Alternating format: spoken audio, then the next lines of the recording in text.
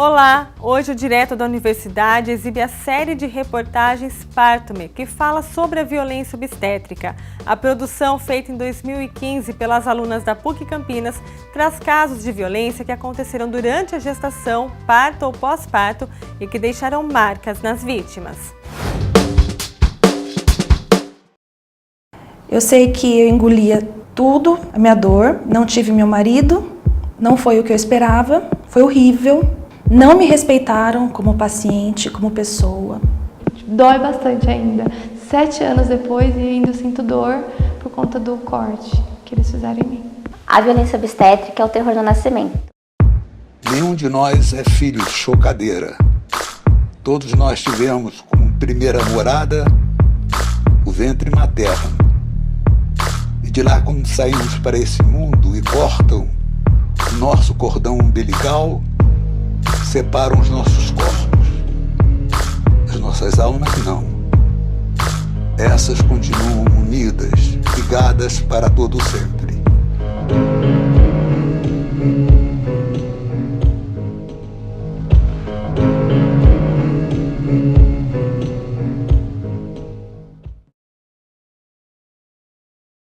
O Ministério da Saúde define a violência obstétrica como os atos abusivos vivenciados pela mulher durante a gestação, parto, nascimento e pós-parto. A Organização Mundial da Saúde vê esse tipo de problema como uma violação dos direitos humanos fundamentais e acredita que mulheres solteiras, adolescentes de baixo poder aquisitivo, migrantes e minorias étnicas são as maiores afetadas. É no principal momento de fragilidade que 1 em cada 4 mulheres grávidas sofre a violência obstétrica e a maior parte delas nem sabe, seja por agressões verbais, negligência no atendimento ou intervenções desnecessárias. Hoje a gente vê como mais evidente, né? Primeiro, as humilhações que as mulheres sofrem, né? Muitas mulheres, quando chegam às vezes para ter filho, porque elas gritam, eles questionam, né, por que ela está gritando, às vezes fazem piadinhas, né, não respeitam aquela mulher, não permitem que o acompanhante fique a todo momento com ela, né, desde que ela dá a entrada num serviço de saúde ou mesmo no hospital.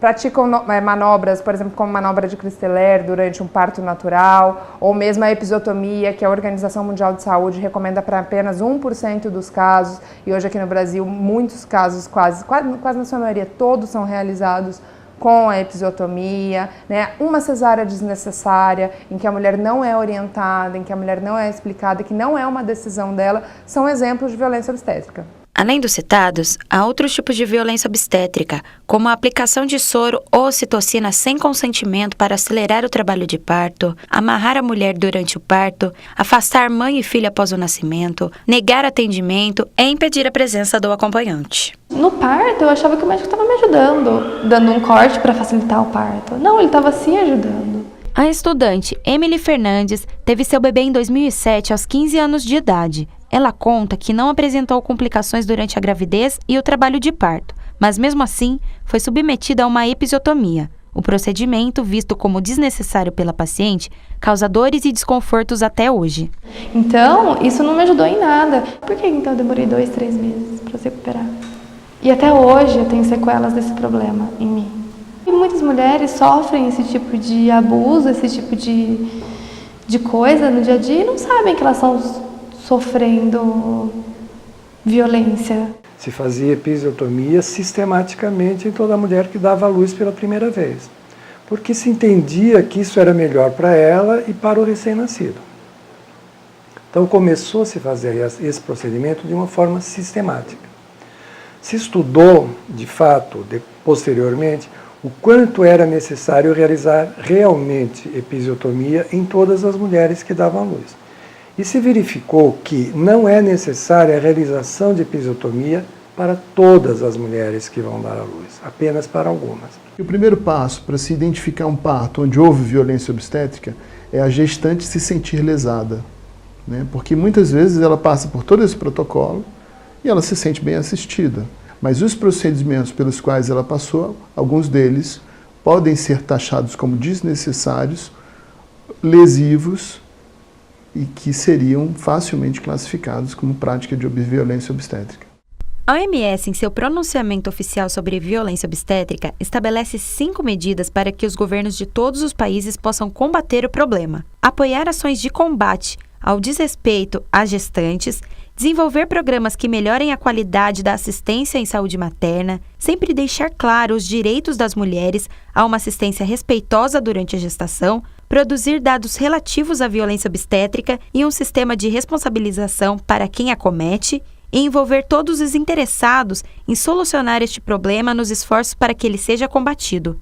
Já a Associação de Ginecologia e Obstetrícia do Estado de São Paulo acredita que apenas uma medida seja necessária para solucionar o problema: ampliar e melhorar o diálogo entre médico e paciente.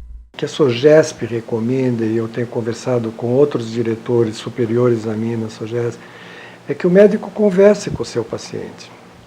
Converse o que ele pode e o que ele pretende fazer. Eu me senti mal durante, eu sabia que não estava certo, mas eu não sabia o nome, não sabia que era uma violência obstétrica.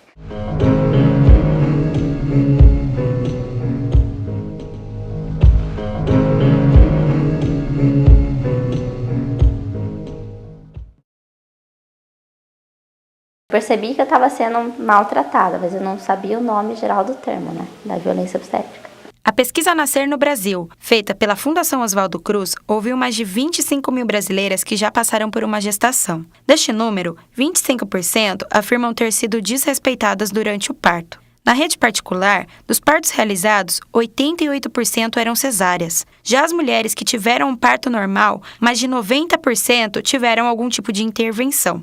Apesar destes tratamentos serem reconhecidos pela OMS como violentos, ainda não existe uma lei específica no Brasil para criminalizar a violência obstétrica. O papel maior da Defensoria hoje não seja só os processos, mas sim a conscientização, né? Mostrar para as mulheres que elas têm direitos que estão sendo violados, né? Mostrar para hospitais que eles estão se comportando de maneiras que não são adequadas, que não precisa ser assim. A advogada especializada em mulheres, Priscila Cavalcante, atua em casos de violência obstétrica desde 2013. Ela acredita que o combate à violência obstétrica não deve se prender à criação de uma lei específica para o assunto. Não falta uma lei específica. O que tem no arcabouço jurídico brasileiro é suficiente para amparar o direito da mulher, até no direito penal. A gente tem o que precisa. O que faz falta mesmo é a conscientização dos operadores do direito do judiciário em especial, né? De que já existe esse direito, que ele é ferido de fato, que não é normal a mulher passar por tudo aquilo, não é aceitável que a mulher passe por tudo aquilo. A Defensoria Pública, né, nos casos de violência obstétrica, a nossa atuação acaba sendo mais no âmbito civil, ou seja, nas ações tanto para indenização de dano moral, dano material. Os danos morais, a gente vai calcular todo o sofrimento que ela sentiu. Então é buscar uma indenização por tudo que ela passou, né? As consequências psicológicas, todo o sofrimento que ela teve naquele momento, ou às vezes depois do parto, né? No pós-parto, que tem diversas consequências, e os danos materiais, tudo que ela teve que gastar, né? Inclusive se ela teve que gastar um outro médico ou um outro especialista para cuidar tanto dela quanto da criança. Esta mulher, que não quis se identificar, diz ter sofrido violência obstétrica durante o parto do seu primeiro filho em um hospital de São Paulo. Como muitas outras vítimas, ela só foi descobrir depois que os maus tratos vividos durante o parto eram um tipo de violência. Ao se conscientizar, ela procurou a justiça. O processo contra o hospital e os profissionais da saúde ainda está em andamento. No começo do processo parecia que ia ser bastante rápido, assim, mas tem demorado um pouco. Rola muita coisa por trás, muita parte burocrática também, e os papéis vão e voltam e tal. Eu acredito que vai ter uma audiência com as testemunhas e tudo, em que eu vou poder realmente falar frente ao juiz e, enfim, vou poder realmente também encontrar com essas pessoas que me violentaram durante o nascimento do meu filho. Pré-parto, já foi estranho toda essa situação do porquê da cesárea. O parto que eu fiquei sozinha foi estranho, os comentários eram estranhos, o pós-parto foi estranho, mas eu não tinha a consciência de que isso era uma violência. Isso é sim violência e foi muito, muito forte e muito prejudicial. Com o objetivo de informar e evitar a violência no parto, o programador Sérgio Holanda, em parceria com o Grupo Artemis, desenvolveu o aplicativo Parto Humanizado, que desde o lançamento no final do ano passado até agora, já alcançou mais de 5 mil downloads. A ideia, né, de construir um aplicativo que tratasse da violência obstétrica, que informasse, que desse subsídios para as pessoas conhecessem, que elas pudessem conhecer esse tipo de violência que é rotineiro, né? Infelizmente a gente acabou descobrindo que isso aí acontecia praticamente em quase todos os partos. Então, o contexto do desenvolvimento do app, da ideia é esse. Através da geolocalização, se tu está em São Paulo, então a gente vai trazer para tu os dados das delegacias especializadas, das casas de parto, das casas de dor, que estão mais próximas de você.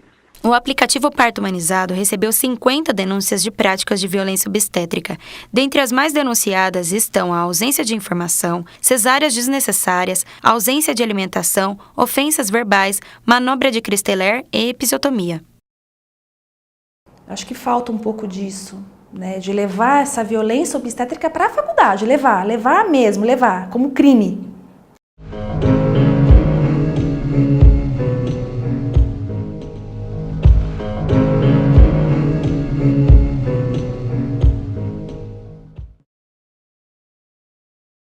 Punição para o hospital, punição para o profissional, punição, crime. É violar o direito da mulher, da gestante, da criança.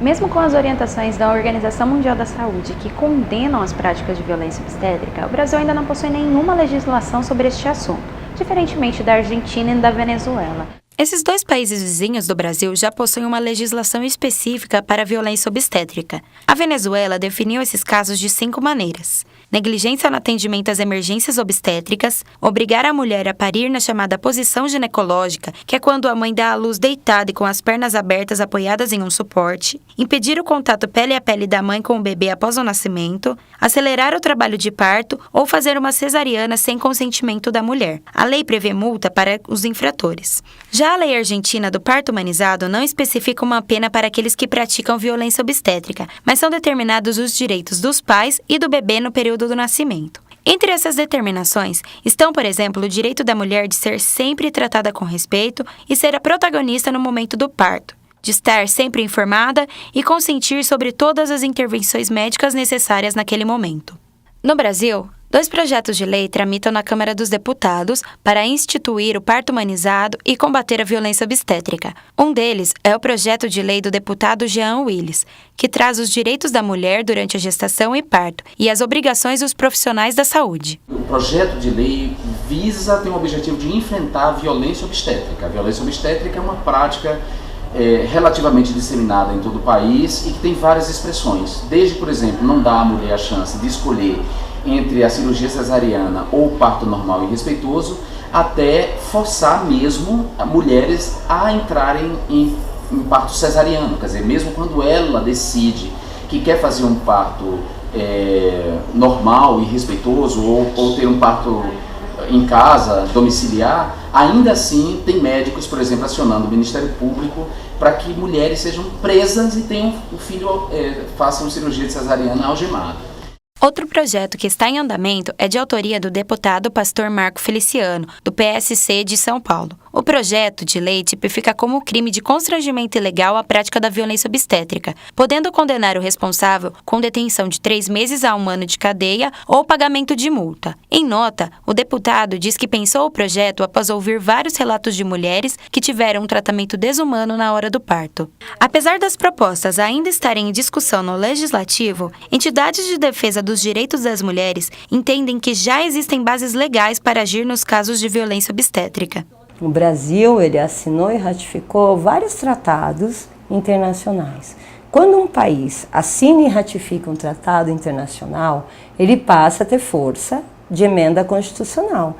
Então é uma lei, é um regramento maior, que está superior a portarias, a leis municipais, a leis federais.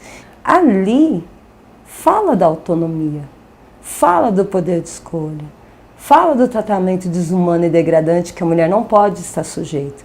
Então, se ela vem sofrendo isso, né, e a autonomia dela vem sendo ferida, é uma violação de direitos humanos. Em meio às discussões sobre medidas para coibir a violência obstétrica, iniciativas na área da saúde começam a ser tomadas no Brasil para garantir às mulheres mais respeito e dignidade na hora do parto. Ninguém teve a preocupação com o emocional, Ninguém teve a preocupação de sentar comigo e conversar, explicar o que estava acontecendo. Faltou informação, faltou respeito também, né? E ética, talvez. Se a Satila falando bem, as pessoas vão mudar a ideia. Agora, assim, todo mundo que sai da maternidade sai falando mal, as pessoas vão sempre uma ideia mal, né, do parto. Isso vai aumentando a violência, porque o médico quer que tudo seja mais rápido, quer atender mais rápido. Então, assim, acho que tem que ser a formação mesmo, né?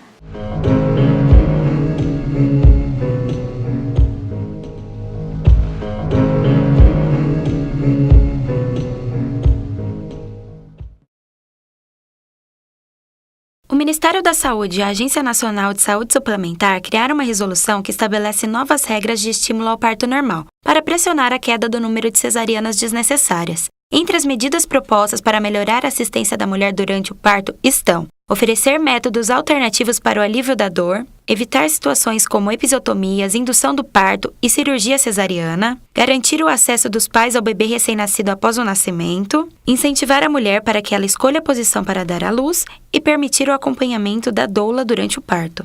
Além dessas medidas, o Ministério Público Federal de São Paulo também tem atuado na melhoria do atendimento às gestantes. Desde 2014, o Ministério Público Federal recebeu 30 denúncias de casos de violência obstétrica em hospitais públicos e privados de São Paulo. Um número relativamente pequeno, se comparado à quantidade estimada de mulheres que já sofreram com este problema, mas que vem gerando resultados positivos, como a redução do número de episiotomias.